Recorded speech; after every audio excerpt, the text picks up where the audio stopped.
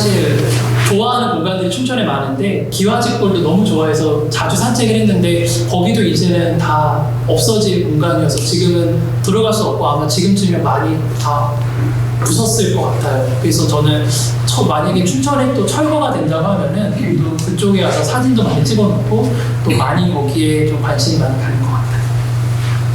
그래서 다음에 회전의자는 사실은 저한테는 특별한 작품인 게 데뷔작이기도 해서 좀 특별한 작품이에요. 어떤 분들은 왜 하필 강원일보에 응모했냐고 물어보시더라고요. 단순히 춘천 사람이어서 그런 것도 있고요. 또 하나는 아버지께서 반대를 굉장히 심하게 했어요. 소설 쓰는 거에 대해서. 다른 좀 안정적인 일을 하면서 소설을 썼으면 좋겠다. 소설만 쓰는 것보다는 아마 많은 부모님들이 그러실 것 같아요. 근데 그때는 너무 원망스러웠는데 지금은 이해가 돼요. 너무 불안정한 직업이기도 하니까요. 그래서 아버지가 대학교 졸업반이 됐을 때 저는 사실은 문창과 들어갈 때에도 부모님이 반대를 많이 했었어요. 서울로 가는 것도 반대하셨고 이게 문창과는 사실은 글 쓰는 일이니까 그것도 반대를 많이 하셨어요. 그래서 아버지가 제 성적이 그렇게 막 공부를 잘하는 편은 아니었거든요. 아버지가 제안을 하셨던 게 네가 인서울대학교 합격하면 보내주겠다. 아버지는 당연히 택도 없을 거라고 생각을 하셨죠. 왜냐하면 인서울은커녕 강원대학교 갈까 말까 한 성적이었거든요. 그러니까 아버지는 강원대학교 국문과를 가라고 이제 요구하셨죠. 근데 그때 당시 특기자 제도라는 게 있었어요. 그래서 수상 실적이나 면접으로 가는 시스템이 있었거든요. 그래서 그 덕분에 이제 서울 쪽에 있는 학교에 가게 돼서 학교를 다니다가 졸업할 때 되니까 또 반대를 하시더라고요. 취업을 해야지 무슨 소설을 쓴다고 그러냐고. 그래서 아버지랑 고민을 하다가 늘 그것 때문에 아버지랑 만나면 이제 취업을 해야 된다, 자격증을 따야 된다, 영어를 잘해야 된다 그런 말씀을 하시다가 그래서 뭔가 한번 보여드려야 되겠다. 근데 이제 아버지 세탁소가 강원일보사랑 가깝거든요. 시청 쪽이어서 강원일보사분이 많이 세탁소 오세요. 근데 아버지가 이제 고민이 되니까 그 신문사 분한테도 고민을 털어놓으셨던가 봐요. 우리 아들이 취업을 해야 되는데 소설을 쓴다고 그렇게 난리다. 강원일보사분이 그냥 툭 던지는 말로 그러면 강원일보 신춘문예 한번 응모를 해서 떨어지면 그러면 이제 실력이 없는 거니까 취업을 해라 하면 좀 알아듣지 않겠느냐. 그래서 아버지가 그러네. 그래서 얘가 지금은 뭣도 모르고 날뛰고 있지만 한번 좀 세상이 얼마나 험악한지 얼마나 이 세계가 얼마나 벽이 높은지를 알아야 얘가 좀 취업을 하면서 이렇게 소설 쓰는 것도 좀 다르게 생각하겠구나 해서 아버지가 그런 말씀을 얼핏 하셨어요. 근데 2007년도에 응모했을 때에는 최종심에 올라갔다 떨어졌어요. 그래서 차라리 아예 언급이 없었으면 혹시나 포기하고 취업 준비하면서 좀 소설 쓰기는 좀 뒤로 밀어놨을지도 모르겠어요. 근데 좀 약오르기도 하죠. 최종심에 올라갔다 떨어지니까. 그래서 내가 쓰는 소설이 아예 소설이 아닌 건 아닌가 보다. 1년 동안 또 써봐야 되겠다. 졸업하기 전에. 근데 공교롭게도 2008년도에 신춘문예에 당선이 돼서 그때부터 아버지가 조금 생각이 좀 달라졌죠. 왜냐하면 강원일보사 직원분이 오시면은 소설가 아버지 이러니까 아버지가 이걸 내버려둬야 되나? 아니면 어째야 되나? 근데도 아버지는 여전히 취업 준비를 생각하셨다가 이제 저는 29살까지는 소설을 쓰기로 해서 이제 첫 수장서 설명서까지 쓰게 되었죠. 작가님 잘 쓰는 표현 중에 이제 그 모피판에 나오지만 아버지가 할 말이 없으면 이렇게 그런 것처럼 소설을 한다고 이렇게 하시지 않으셨어요? 네, 아버지는 화가 나시거나 기분 좋으실 때에도 세탁소 스팀이 되게 세요. 근데 그거를 이렇게 뿌리시고 어릴 때 저 혼내실 때에도 제가 몸집이 그렇게 막 크지 않으니까 요즘은 아이들을 때리면 안 되지만 그때는 많이 맞고 자랐거든요. 그러니까 때릴 때 제가 요리조리 잘 피해요. 그러니까 아버지가 너무 약오르시잖아요. 그 스팀으로 제 시야를 좀 흐리게 스팀 때문에 시야를 좀 뿌옇게 한 다음에 저를 좀 혼냈던 기억도 있어요. 그래서 이 회전의자는 최근에 홍수가 참 심각했었죠. 그래서 홍수가 난 지역에 대한 이야기거든요. 근데 제가 홍수를 겪어본 적이 없어요. 춘천은 또 더 홍수가 많이 나지 않는 지역이기도 하고. 근데 우연치 않게 이제 그때 고민이었어요. 취업을 해야 되나, 소설을 써야 되나. 그 고민을 안고 좀 혼자 여행을 가다가 우연치 않게 강원도 어디 저쪽에 기억이 정확하게 나지 않는데 무슨 산골 쪽에 들어갔는데 그때 갑자기 비가 많이 내려서 홍수가 날지도 모르는 그런 상황이 됐어요. 근데 그 상황에서 이제 저는 버스도 끊기고 오도 가도 못하고 있다가 이럴 때 금부치는 싹 모아서 갖고 오신 분들이 계시고, 그래서 금부치 가져오신 분들이 막 으쓱하세요. 이걸 왜 안 갖고 나왔냐고, 너네들은 집에서 금을 갖고 나왔어야지. 그래서 사람들이 부러워하는데 한순간 저쪽에서 어떤 여자분이 옆구리에 뭔가를 딱 끼고 나왔어요. 자기는 이거 하나만 들고 나왔다. 근데 그걸 보자마자 사람들은 아 그래, 저 사람이 최고다. 금은 무슨 소용이야. 저걸 갖고 나왔어야지. 왜 저걸 안 갖고 나왔지? 그 사람이 가지고 나온 게 앨범이었어요. 그러니까 금이 무슨 소용이에요. 앨범 예전에 사진들이 다 사라져버리면은 그건 아무 의미가 없으니까. 그래서 여전히 사람들은 추억이나 가족에 대해서 많이 애착을 가지고 있는 게 아닐까라는 생각에서 시작한 소설이 회전회전하는 소설이에요. 그 중에서 저는 되게 엄청나게 인상 깊었던 장면이 그리스 방문을 있는데요. 이게 그런 편이에요. 하는 수 없이 굵은 소금을 꺼내 손가락 끝으로 잘게 부수었다. 이내 손끝이 아렸다. 그 사이 소금은 꾸덕꾸덕 말라 있었다. 조금만 더 힘을 주면 푸석푸석 손도 낙엽처럼 바스러질 것 같았다. 그때 떠올리자 물기 도는 어머니의 목소리를 빈병에 담아두었다가 필요할 때마다 꺼내 쓰고 싶었다. 그 표현이 있었거든요. 네. 근데 제가 이제 왜 이렇게 읽었냐면 작가님 글을 보면 어차피 지금 회전 의자가 작가님이 신춘문예에 당선된 작품인데요. 하나 더 읽으면 이게 이제 그 밤이 9이라도에 썼던 표현이세요. 이미 단단하게 여문 밤 위로 다시 밤을 덧댄다. 그동안 몇 겸의 밤을 덧댔는지, 얼마나 더 많은 밤을 덧대야 하는지 가늠할 수 없다. 기억나시죠? 네. 근데 이걸 읽으면 밤이 9이라는 그 작품에서 이 밤이 계속 나오는데 이 밤이 아주 칠흑 같은 마음으로 느껴져요. 네. 저한테. 작가님은 이제 그 표현을 볼 때 보면 이 정말 뛰어나다 이런 느낌이 들거든요. 그래서 말이 나온 김에 이렇게 어떤 그 글을 쓰실 때에 한 땀 한 땀 뭔가 이 글에 대해서 이렇게 이 표현을 좀 멋지게 써야지 이런 걸 가지시나요? 아니면 어떻게 이렇게 멋진 글을 쓰시죠? 네, 좋게 봐주셔서 감사합니다. 보통 소설을 쓸 때는 처음에는 이제 장면들이나 서사 위주로 먼저 쓰게 되고 표현은 이제 그 다음에 수정을 하게 되는데 표현을 할 때 제일 중요한 점은 일단 어휘인 것 같아요. 그래서 그냥 책을 읽든 다른 사람의 이야기를 듣든 그 사람만이 쓰는 어휘들이 있었을 때 저는 되도록이면 놓치지 않고 정리하고 가져오려고 하는 편이에요. 그러다 보니까 그 어휘가 표현에 좀 영향을 많이 미치는 것 같고요. 예를 들면 저희 할머니는 너 어디다 대고 자꾸 눈을 부라려? 이런 표현을 되게 많이 하셨거든요. 근데 저는 그게 너무 무서웠어요. 눈을 부라리다라는 표현은 너무 강렬한 표현이잖아요. 그때 저는 이제 메모에 부라리다라는 게 표준어인가? 부라리다라는 건데 표준어더라고요. 그래서 눈을 부라리다. 언젠가 강렬한 표현이 필요할 때는 꼭 써먹어야지. 이런 생각을 계속 하게 된 것 같아요. 그래서 그 표현 자체가 어휘력에 좀 영향을 많이 받는 것 같고, 두 번째로는 직접 가보는 편이에요. 그래서 밤의 9이라도는 운교동 일대와 그리고 육림포계 일대를 이 소설을 쓰면서는 매일 밤마다 새벽에 갔었어요. 그러니까 새벽 한 2시, 3시까지 작업을 하고 1시간 정도는 그 근처를 걷고 다시 돌아와서 또 1~2시간 쓰고 마무리 짓는 일과를 매일매일 겪었거든요. 그래서 아마 직접 보고 또 느끼는 게 또 표현에 영향을 미치지 않았나라는 생각이 듭니다. 네, 그 다음에는 벨롱이라는 소설은 사실은 제주도에 관련된 이야기인데요.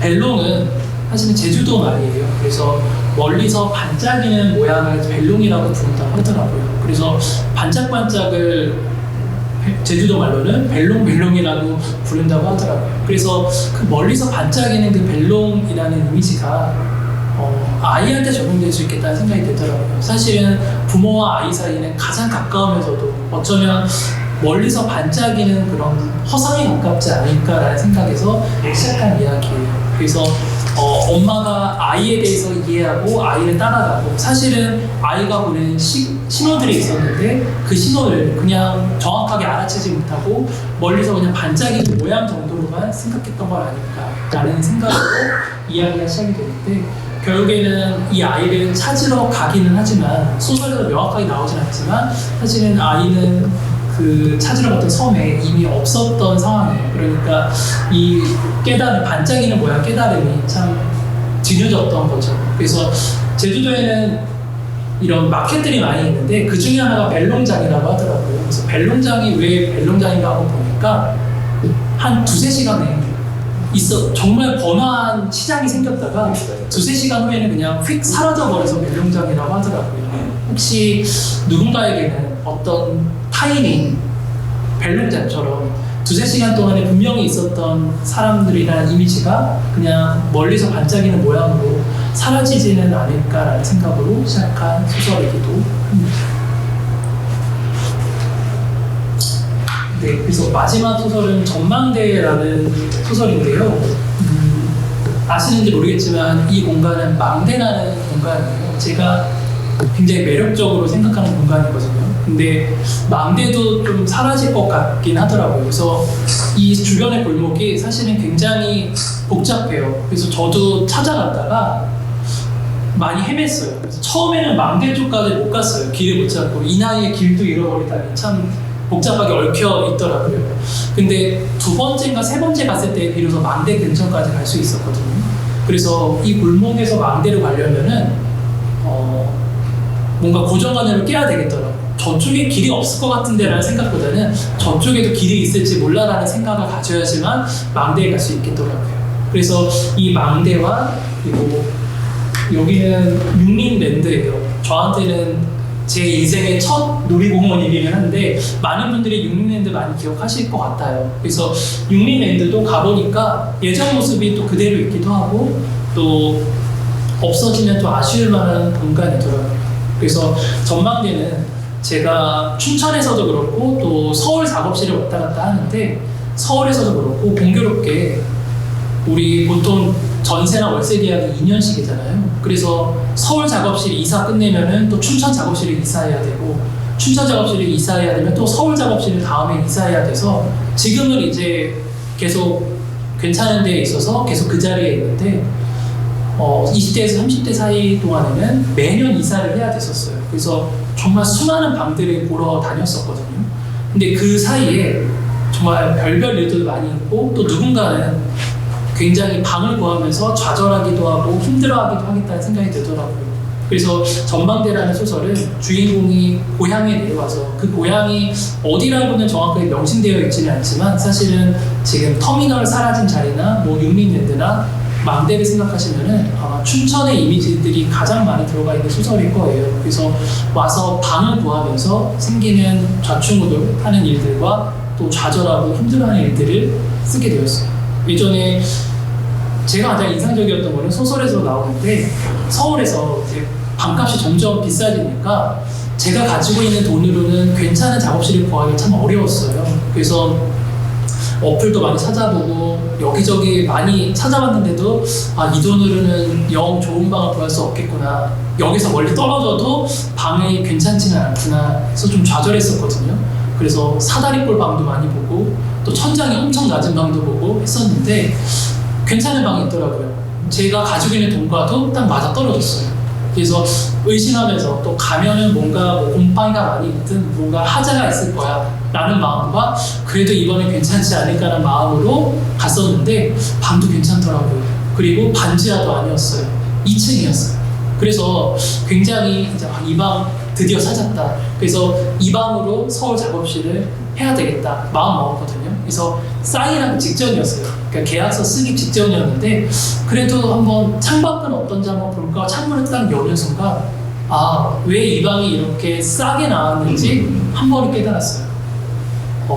처음에 준계인은 이 동네는 큰 병원이 있어서 너무 좋다. 만약에 병에 걸리면은 바로 그냥 큰 병원에 가면 되니까 얼마나 좋냐. 그래서 그러네. 혹시 사람 일을 모르는 거니까 병에 걸리면은 뭐 고민할 것도 없이 병원에 가면 되니까 여긴 정말 좋은 곳이구나 생각을 했는데 방문을 딱 여니까 병원 뒤편이더라고요. 그리고 병원 뒤편에는 대부분 그렇겠지만 장례식장이 있더라고요. 문을 여는데 계속 곡소리도 들리고 또 이제 시커먼 옷을 입으신 분들이 모여있고 또 담배 피우시는 그 장소더라고요.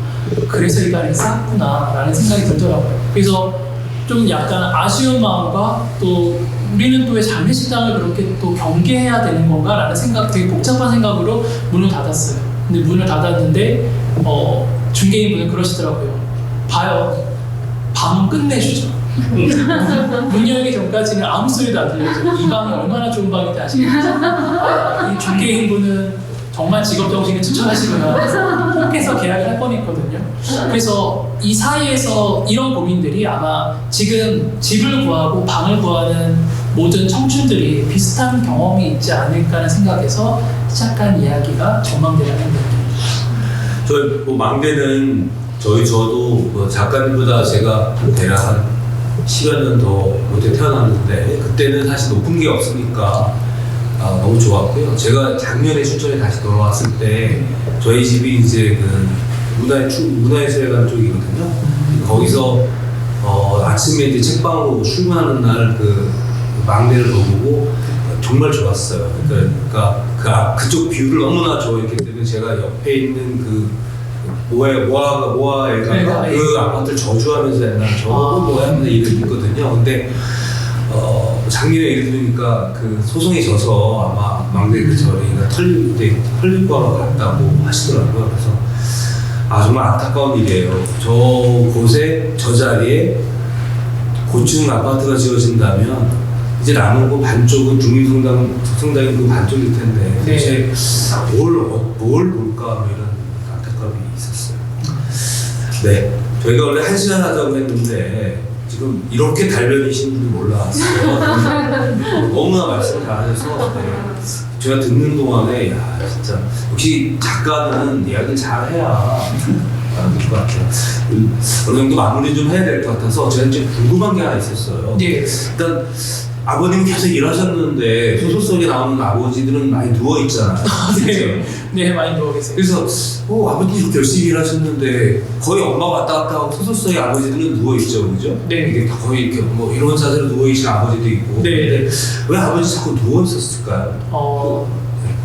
이야기 속에서 그래서 이걸 보시면 소설은 픽션인데 허구인데 이게 이제 제 얘기도 아예 안 들어가 있다 보니까 어떤 분은 만나서 아버님은 괜찮으신지 아버지 건강하게 잘 지금 많이 이제 쉬시면서 여행도 많이 다니시고 오늘도 어디 단풍 보러 가셨다고 하시더라고요. 그래서 많이 놀러 다니시고 계신데 소설 속에서 아버지가 이렇게 누워 계시고 좀 무기력했었던 이유는 소설 속 소설 속에서 갈등을 좀 더 극대화시키고 또 주제를 좀 더 선명하게 등장시키기 위해서는 좀 더 무기력한 아버지, 조금 뭔가 욕먹을 만한 그런 아버지가 필요했던 것 같아요. 그래서 이전에 썼던 거의 모든 거짓말이라는 소설에서도 아버지는 늘 구라만치는 그런 아버지였거든요. 그래서 아버지라는 인물이 좀 허황되고 또 약간 무기력한 이미지였을 때에 또 나올 수 있는 이야기들이 공교롭게 지금까지는 많이 있었던 것 같아요. 이게 아마 도둑이 재발을 저린다고 제 경우 같아서일 수도 있어요. 실제로도 많이 누워 계시는 아버지들이 많이 계시는 것 같아요. 그렇죠. 소파에 누워 있고 그렇죠. 서 계신 경우가 많지 않다. 그다음에 이제 또 궁금했던 게 악취예요. 냄새에 대한 얘기가 많이 나와요. 네. 뭐 밤이 9이라고 해서 군내라든가 이런 냄새에 대한 이야기. 네. 또 우리방 전체 소설에도 악취, 냄새에 대해서 많이 나와요. 저는 사실 냄새에 굉장히 민감한 편이긴 해요. 그래서 되게 그 단어가 되게 자극적이거든요. 작가님 사실 좀 그런 얘기 많이 표현 쓰셨죠? 네, 냄새에 대한 감각에 대해서 많이 쓰게 된 이유도 있는데요. 사실은 소설은 5가지 감각이 모두 이제 활용되었을 때 좀 더 생생하게 전달될 수 있는데 그 중에 후각에 좀 더 집중했었던 이유 중에 하나는 예전에 서울에서 노숙자분들에게 인문학 강의를 하는 프로그램이 있었어요.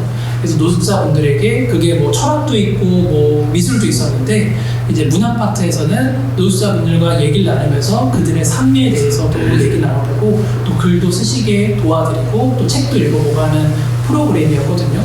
그래서 좋은 취지여서 이제 몇몇 작가분들이랑 저도 이제 거기에 참여를 하게 되었어요. 근데 처음에 이제 노숙자분들을 만나뵀을 때에는 가장 이제 힘든 게 냄새였어요. 그래서 처음에 들어가서 이제 강의실에서 이제 서로 얘기를 나누는데 이거를 계속 할 수 있을까? 그렇다고 신뢰가 될 수 있으니까 제가 그거를 뭔가 표현할 수는 없는데 이거를 얘기하면서도 뭔가 좀 힘들다라는 생각을 계속 하게 되었었거든요. 근데 그러면 한편으로는 그럼 노숙자분들끼리는 이런 거를 잘 못 느끼시는 걸까? 근데 수업을 한 번, 두 번 진행하면서 이게 생각보다 문제가 안 되더라고요. 왜냐하면은 당연한 얘기인데 후각은 금방 마비가 돼서 익숙해지더라고요. 처음에는 이 수업은 하면 안 되겠다. 이걸 어떻게 해야 되지? 이거를 내가 어떻게 잘 해나갈 수 있을까? 모든 작가분들이 그 고민을 하셨거든요. 근데 한 주차, 두 주차 지나니까 어느 순간 이게 익숙해져서 나중에는 그래서 노숙자분들끼리는 이걸 모르시겠구나라는 생각이 들더라고요.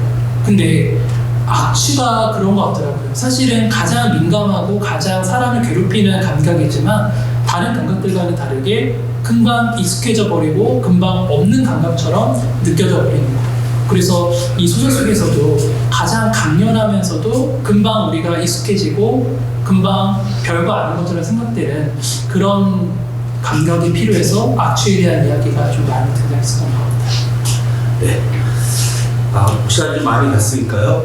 혹시 그래도 이렇게 어려운 걸음 하셨는데 우리 전서준 작가님한테 혹시 좀 궁금한 게 있으시면 한두 번 질문 듣고 또 마무리 한번 해보려고 하는데 혹시 물어보고 싶으신 내용이 있으신가요? 장편을 쓸 때랑 단편을 쓸 때 호흡이 다르실 것 같은데 어떻게 다르게 쓰시는지? 사실은 모든 작가분들이 그렇지만 단편이나 장편이나 쓸 때 사실은 품은 똑같이 들어요. 우리가 마치 라면을 끓이든 잡채를 만들든 어쨌든 주방까지는 가야 되고 어쨌든 칼질은 해야 되고 하는 거니까 품은 똑같이 드는데 호흡이 약간 다르기는 해요. 그래서 어떤 이야기는 장면 한두 개와 인물 한두 명만으로도 충분히 전달될 수 있는 메시지가 있고요. 또 어떤 거는 아주 많은 장면과 또 하나의 문제를 다양한 입체적인 시선으로 봐야지만 나올 수 있는 주제도 있어요. 그래서 많은 장면과 입체적인 시선이 필요할 때에는 좀 호흡이 긴 장편으로 가는 편이고 하나의 장면과 하나의 시선으로 관통했을 때 나올 수 있는 주제는 단편으로 가는 편인데 다른 작가분들과 다르게 저는 장편과 단편이 조금 다른 이미지일 때가 많이 있어요. 이유는 저는 장편을 쓸 때에는 하나의 컨셉과 설정들이 있어요. 철수 사용 설명서에서는 인간도 설명서가 있다는 시대의 설정이 들어가 있고요. 거의 모든 거짓말에서는 지금 이 시대에 거짓말 자격증이 1급, 2급, 3급이 있다는 설정이 들어가 있고요.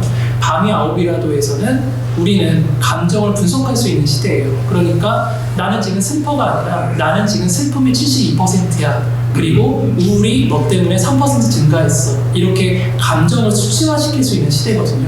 그러다 보니까 이 장편들에서는 설정에 대한 설명이 필요해요. 제가 만든 세계에 대해서 지금 모피방에서는 공간에 대한 설명은 묘사로만 해도 충분했지만 장편 소설에서는 이 설정에 대해서 설명을 해야 되고 또 읽는 분들을 설득시키는 과정이 필요했거든요. 거짓말 자격증이 있을 수도 있다는 공감을 일으켜야 됐었고 감정을 분석할 수 있는 시대가 얼마 후에 올지도 몰라라는 생각을 불러오게 하는 과정이 필요했어요. 그러다 보니까 이 이야기는 호흡이 짧은 이야기 안에서는 좀 하기 어려웠고 좀 호흡이 긴 이야기에서 충분히 설명드릴 수 있었던 이야기라서 제 경우에는 장편 소설이 또 그런 면들 때문에 좀 호흡이 긴 이야기로 썼던 것 같습니다. 네. 그 작가께서 춘천 여러 가지로 운영을 하시는데 가장 애정하는 장소와 또 거기에서 얻는 영감은 어떤 건지 여러 가지가 있겠지만 그게 좀 궁금합니다. 제가 가장 애정하는 장소가 정말 많은데요. 그리고 또 그때그때 다르기도 하는데 소설 쓸 때 가장 제가 소설이 안 써질 때마다 가는 공간에 대해서 설명드릴게요. 두 군데가 있는데 소양 1교가 있어요. 춘천에서 가장 오래된 다리고 그리고 지금 굉장히 낡은 다리죠. 근데 아시는지 모르겠지만 그 소양 1교는 곰보다리라고도 불려요. 왜냐하면은 여기저기 많이 패여 있거든요. 근데 그 패인 자국이 6.25 때 생긴 총탄 자국이거든요. 그래서 그때 당시에는 춘천을 내려올 수 있는 다리가 소양 1교가 유일했다고 해요. 그래서 정말 많은 사람들이 죽었던 그런 공간이죠. 그리고 총탄 자국이 여기저기 패여있는 그 자국이 그대로 남아있는 다리이기도 하고요. 근데 공교롭게도 그 다리 한가운데에는 생명의 전화가 설치되어 있거든요. 그러니까 그러시면 안 되지만 혹시나 정말 극단적인 선택을 하시는 분들이 많이 찾는 공간이 또 소양 1교, 소양 2교이기도 해요. 그래서 그 다리를 건너면서 생명의 전화 있는 자리에서 보면 풍경이 정말 멋있거든요. 소양 2교도 쭉 내려다 보이고 아침은 아침대로 또 노을 질 때는 노을 지는 대로 좀 조용하고 소양 2교는 약간 북적하잖아요. 소양과 천상도 있고 조용하고 차분하게 그 많은 사람이 죽었던 다리에서 지금 2022년에는 또 누군가는 또 다른 방향으로 삶을 생각한다니 그래서 그 두 가지의 생각을 같이 겹쳐놓으면은 정말 생각도 많아지게 되고 또 그 조용한 풍경 속에서 저에 대한 생각도 쭉 정리해보게 되는 것 같아요. 그래서 저는 그 공간이 소설을 쓸 때에도 그렇고 가장 산책할 때에도 자주 가게 되는 공간 중에 한 공간이고요. 또 하나는 밤에 가는 공간 중에 하나는 법원 옆에 보면 골목길이 있는데 거기가 별 모양 스티커가 이렇게 붙여져 있거든요. 근데 거기가 낮에 보면은 그냥 뭐 골목을 예쁘게 꾸며놨네 정도지만 밤에 그 계단을 플래시를 켜서 사진을 찍으면은 정말 아름다운 밤하늘이 펼쳐져요. 근데 그게 많이들 모르시는 것 같더라고요. 그래서 옆에 설명을 보니까 전국에서 최초로 휘도 반사지, 용어가 정확한지 모르겠어요. 고휘도 반사지를 붙여서 그 골목이 좀 음침한데 사람들이 좀 안전하게 다닐 수 있는 방향으로 만들어 놓은 공간이라고 하더라고요. 그래서 누군가가 이렇게 골목길을 그 험한 계단과 그 어두운 계단을 누군가가 이렇게 밤하늘처럼 꾸며놨을 때 근데 그게 그냥 눈으로 보이지 않아요. 플래시를 켜고 핸드폰을 찍었을 때 내 화면 속에 밤하늘이 펼쳐지거든요. 그래서 우리는 어쩌면 그냥 봤을 때에는 그냥 계단이지만 다른 방향으로 봤을 때에는 그 대상의 뒷면을 볼 수 있지 않을까라는 생각을 해서 그 골목길도 자주 또 애정하고 걷는 공간이기도 합니다. 네. 지금 작가님이 춘천이라고 하는 그 도슨트 책이 있어요. 여기에 보면 작가님이 좋아하시는 내용이 나오고요. 소양 1교도 나와요. 저도 지금 이 책도 읽고 지금 작가님이 듣고 나서 나는 그 소양 1교를 술이나 먹고 여자 술 꼬시려고 다녔는데 누군가는 그 작품을 보면서 그랬다는 걸 듣고 점점 그거집니다.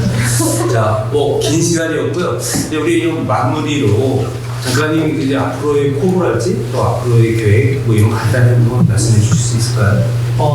올해는 이제 소설집을 묻게 되어서 이게 한번 먹고 나면은 뭔가 에너지가 좀 소진이 되어서 한 2-5달 정도를 좀 쉬면서 있었는데요. 올해는 지금 저는 올해까지 김유정 문학촌에서 멘토 작가를 하고 있어요. 그래서 문학상담 일을 아마 올해까지 계속 할 것 같고 그리고 문학촌에서는 또 춘천에는 사실은 문예지가 없거든요. 근데 김유정 문학촌에서 춘천에서 대표할 수 있을 만한 나아가서 강원도를 대표할 수 있을 만한 문예지를 지금 같이 다른 작가분이랑 기획을 하고 있어요. 그래서 아마 올해 하반기 안에 아마 보시면은 춘천에 여러 가지 매체들도 있고 잡지들도 많이 있지만 문학을 또 전문화하는 잡지도 보실 수 있을 것 같아요. 그래서 그것도 같이 준비를 하고 있고요. 또 하나는 언론 문의분들의 뭐 자필도 받고 또 인터뷰를 하는 작업도 올해까지는 마무리 지을 예정이에요. 그래서 그 작업들을 마무리 짓고 또 다음 작품은 아마 장편이 되거나 두 번째 소설집이 될 것 같은데 아까 말씀드렸던 밤이 9이라도가 코로나 시대와 연결이 되면서 좀 더 다채로운 이야기가 가능할 것 같아서 밤이 9이라도를 장편으로 지금 개작하는 과정을 같이 하고 있거든요. 아시는지 모르겠지만 코로나 시대의 문제점 중에 하나가 우린 다 마스크를 쓰고 있는데 아이들은 표정을 통해서 표정을 통해서 감정을 읽고 언어를 배워야 되는데 이 코로나 시대에 태어난 아이들이 언어 발달이 좀 늦고 감정을 제대로 이해하지 못하는 문제점이 생긴다고 하더라고요. 그게 지금은 별거 아닌 것 같을 수 있지만 시대가 좀 지나면은 코로나 시대에 태어난 사람들이 성인이 되었을 때 뭔가 문제점들이 생기지 않았을까라는 발상과 밤의 아홉이라는 소설이 결합되어서 나오는 이야기여서 아마 그 소설이 빠르면 내년 후반기, 내후년 정도에 나오지 않을까 싶습니다. 네. 너무 저는 개인적으로 이렇게 그 자기 작품에 대해서 그리고 자기 생각에 대해서 이렇게 명료하다는 게 너무 개인적으로 진짜 세월과 시간을 초월해서 존경스럽게 느껴집니다. 그리고 저렇게 반짝반짝 빛나는 생각들 뭐 이런 것들을 갖고 있는 또 청춘이 더 보기 좋기도 하고 그러나 또 이제 40이 되신 건가요? 올해 40이 올해 됐어요. 40이 됐으니까 따져보면 젊음이라고 말하기 또 애매한 그 어떤 춘천에 후배가 빨리 나와야 되는 그러니까. 젊은 작가가 나와야 되는 아무튼 그 어느 지점에서 매우 또 다른 고민을 하실 것 같기도 해요. 그러니까 그런 의미에서 본다면 작가님께서 또 새로운 전집 또 새로운 고민을 만들어내고 또 이 동시대의 우리 모든 사람들에게 기쁨과 또 행복을 주시는 그런 작가였으면 좋겠고 또 제가 뭐 이 자리에서 부탁이 있다면 그것이 또 작가님의 어떤 특정한 지역에 머무르지 않고 생각이나 이런 것들이 보편적인 시각과 내용을 가질 수 있으면 좋겠다는 생각도 해봅니다. 오늘 전석주 작가님 오랜 시간 얘기해 주셔서 너무 감사드리고요. 오늘 즐거운 시간이었습니다. 큰 박수로 이 작가